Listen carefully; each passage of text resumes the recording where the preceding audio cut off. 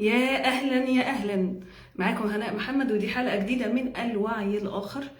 الوعي الاخر النهارده برضو غالبا هيكون موجه للرجاله، لانه جات لي شكاوي كتير في الانبوكس من بنات على الديتنج ابس بيشتكوا ان الولاد بيعملوا معاهم حركات مش لطيفه.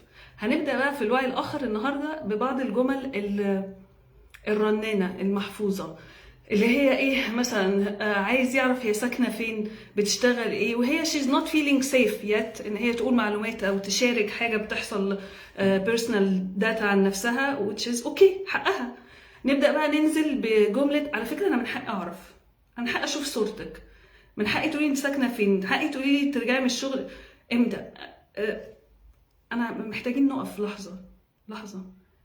يعني لا، حقك ده اللي هو بيبقى عامل ازاي؟ يعني اصل انا فاهمه انه لو حقك ماشي اوكي، انا عايز تعرف على حد، فعايز سي في معين، عايز الم عنه داتا معينه، وانا شايفه ان ده حقي البيزك نيدز بتاعتي، ان انا اشوف البني ادم واسمع صوته واتكلم معاه وافتح فيديو كول وانزل اقابله، ده حقك جدا.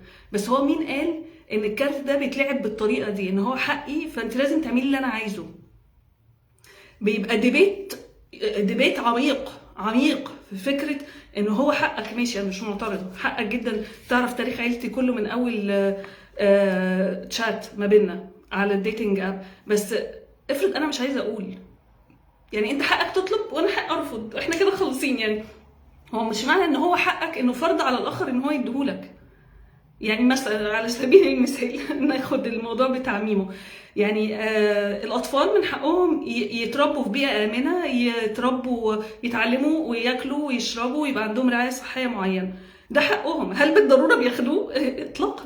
يعني مش عندك حق انك هتاخده، خصوصا انه انت بتطلب حقك اللي انت شايفه من حد، والتاني ده بيقبل او بيرفض او whatsoever. فموضوع اللي هو لازم تقري وتعترفي بكل التفاصيل عشان انا اكون مرتاح عشان ده حقي، لا، هو حقك تطلب، بس مش من حقك، مش من الضروري ان انت يتوافق على طلبك. فهمنا؟ في بقى نقطة انه احنا بس عشان موضوع التمكين، لو انت مش موافق تكمل ديتنج اونلاين مع واحدة انت مش شايف صورتها، مع واحدة انت مش سامع صوتها، مع واحدة مش عايز تفتح لك كاميرا، مع واحدة مش عايز تقول لك شغلها ولا عنوانها ولا سنها ولا عندها كم ايا كان، لو انت شايف ان ده حقك وتعرضت للرفض بالطريقة دي، ابعد. قول خلاص ماشي، انا مش واخد حقوقي في العلاقه دي من اول هاي فانا همشي واسيب العلاقه دي ببساطه. بس الهري لانه في لقطه كده الرجاله بتعملها، انتايتلمنت، الاستحقاق العالي الفظيع بتاع ده من حقي انا لازم اعمل. معظم الرجاله عندهم اللقطه دي، اللي هو من حقي اشوف، من حقي اعرف، من حقي من حقي من حقي. ده من حقك في دماغك، وما انكرتش انه حقك، بس انك تعمل ثوره عشان خاطر ما خدتوش، دي مشكله. تاني حاجة، تاني كليشيه معظم الرجالة بتقوله لما البنات بتقول لها بقى طب انا هستفيد ايه في العلاقة دي، او هتديني ايه في العلاقة دي؟ سؤال مشروع، يعني هي ما بتحسبش قوي كده بالورقة والقلم، بس سؤال مشروع جدا، انت هتقدم ايه في العلاقة دي؟ provide and protect. يعني كليشيه ابن لذينه، ما اعرفش مين اللي قاله، وكلهم بيقولوا provide and protect. برافو، احنا مش في الغابة عشان بروتكت من ايه؟ مش ناس انت تصطاد كل يوم وسايبها بقى في الخيمة خايف انه في اسد ينط عليها ولا كلام من ده. يعني اوفر قوي، اوفر، وتحسيها كده مش سوليد ومش ممسوكة وكلام كده على عموم. بروفايد اند بروتكت، هبروفايد ايه بقى؟ هصرف عليكي، فنبدا بقى نفصل المصاريف اللي هتصرفها عليا عشان تبقى بقى تستحق التايتل بتاع يو بروفايد. يعني لو بقى قسمناها، انت مثلا مواصلاتي، بركب عربيه بنزين، عربيتي مواصلات ايا كان، ده على حسابك. لا ما مش ونبدا نتلجلج. طب مثلا بروح الكوافير، ولا عندي هخرج مع صحابي، ولا في ايفنت هنعمل فيه ديش بارتي وعايزه فلوس عشان اعمل الحاجات دي. فين بروفايد؟ فين بروفايد بجد؟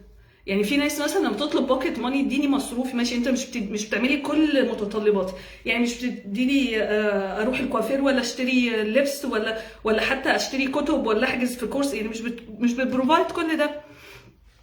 فخلاص انت مش هتبروفايد ده، اديني بقى بوكيت ماني بتاعي، خلاص انا هتصرف فيه. مقابل ايه؟ اديكي بوكيت ماني مقابل ايه؟ يعني دي من الكونفرزيشنز اللي سمعتها والله. مقابل ايه؟ يعني مقابل المحبه ان انت ببروفايد يعني. فنبدا بقى نقلب الترابيزه ونتكلم زي يعني حقي وحقك وتفرقوا الحقوق، اللي هو طب ما انا I will provide برضو. I will provide حنيه ورعايه وسمع واكل وشرب وطبيخ وما اعرفش ايه وكل، واربي عيال واخلف واحمل واسيب شغلي شويه، كل ده I will provide برضو. يعني انا برضو هقدم لك كل الحاجات دي اللي هي لو انت بتعملهم لوحدك بتدفع فيهم فلوس بالمناسبه. بس فالموضوع التاني اللي هو provide، يعني بليز اقعد مع نفسك قبل ما تقول كلام محفوظ. اعرف انت فعلا ايه انت كشخص هتديه للبارتنر بتاعتك، مش بتديه لحد تاني. يعني في ناس تقول لك ايه انا هتعامل معاها بادب واخلاق واحترام، هو اصلا كده يعني، هو مشكور، هو بني ادم صالح. ايه بقى الحته الكريزه اللي فوق اللي ما حدش هياخدها الا البارتنر؟ محتاج تقول حاجه سبيسيفيك يا ابني، ماركت لنفسك. شوف اليونيك سيلينج بوينت بتاعتك وقولها. لان هي الكلام اللي هو حس ان هو خلاص قالوا 50,000 مره قبل كده وزهق من كتر ما بيقولوا، واللي هو لسه مش هندخل في الجو ده خالص. يعني احنا لسه مش هندخل بقى نقول انا هقدم ايه وانت هتقدمي ايه، يلا كده وخلاص. طب ما تقول اللي انت هتقدر تقدمه طالما انت عايز كلاريتي في العلاقه. فدي من الحاجات الكليشيهات جدا، وبروتكت دي بقى بصراحه بتبقى مضحكه جدا. لو مثلا حد تعرض لك في الشارع، احنا فين سنه كام؟ احنا برضو يعني عايشين في مجتمع متحضر الى حد ما. حتى لو حد تعرض لي في الشارع هرقع بالصوت قبل ما انت تيجي تنجدني عشان محور واقف في حضرتك يعني. هكون انا اتصرفت والناس اللي حواليا اتصرفوا. فبروتكت مي فروم وات حضرتك، يعني بروتكت مي فروم وات. فهي لو عدل البروفايد، عرف هو وات هي كان بروفايد، هيعرف يعدل البروتكت. دي حاجه. تالت حاجه الكليشيه دايما، يا ربي انا الكليشيه ده تعبت منه، اللي هو بتاع على طول ايه، اللي هو بتاع اللي على طول ريليتد للجنس، اللي هو انت بتعملي ايه جنس كم مره، بتفكري فيه كم مره. ما كليشيه بجد يعني، مقيت. لا اصل اللي هو وبرده اللي هو العنوان العريض بتاع اصل الستات مش بيفكروا في الجنس زي الرجاله، اصل الستات ما عندهمش شهوه زي الرجاله. يا ابني حبيبي انت كنت غايب في حصه العلوم واحنا في ثانيه اعدادي ثالثه اعدادي. هم ادوا ريبرودكتيف سيستم بيمشي اصلا من الحاجات نيورو ترانسميترز من الدماغ، وبيبقى بقى في حاجات فيجوال افكتس بقى وفانتازيز وحاجات كتير بتحصل جوه البني ادم. برودكتيف سيستم ده الفرق، الحصه اللي انت ما كنتش موجود فيها دي، اللي هو ده الحاجه الوحيده اللي بتفرق راجل وست فيسيولوجيكالي. ان الراجل عنده عضو ذكري، الست عندها مهبل ورحم وكذا وكذا وكذا. تمام. الفرق بيجي منين بقى؟ عشان برضه عشان تلاقيك انت كنت بتشرب سيجارتين دمروا خلايا المخ فبقى تركيزك قليل. الفرق الكور بتاع الفرق هو في المنتاليتي. هو يعني حتى ما فيش راجل زي راجل عندهم نفس الشهوه، ست زي ست عندهم نفس الشهوه، بس مفيش حاجه اسمها generally speaking الستات ما عندهاش، الرجاله عندها، الرجاله اعلى، الستات ما فيش الكلام ده. يعني برضو كليشيه بيقولوا بطلوا سخافه. لا يعني بص، ما تبطلش سخافه، نصيحه لوجه الله. يعني انت بص، انت بتقول الكلام ده ليه؟ جاي منين؟ يعني لما تقول اصلا نفكر في الجنس على طول، عايز اللي قدامك تنبهر ازاي؟ يعني تنبهر ازاي؟ تجيلك ملط مثلا؟ هتنبهر ازاي؟ ما انا مش فاهماك يعني. ده مش بريفيليج. يعني هنقول للمره ال50,000 ده مش بريفيليج ان انت بتفكر في الجنس 24 ساعه، انت حتى مش عارف تدايركت يور مايند تفكر في ايه ما تفكرش في ايه، عندك اوبسيشن. ده مش بريفيليج.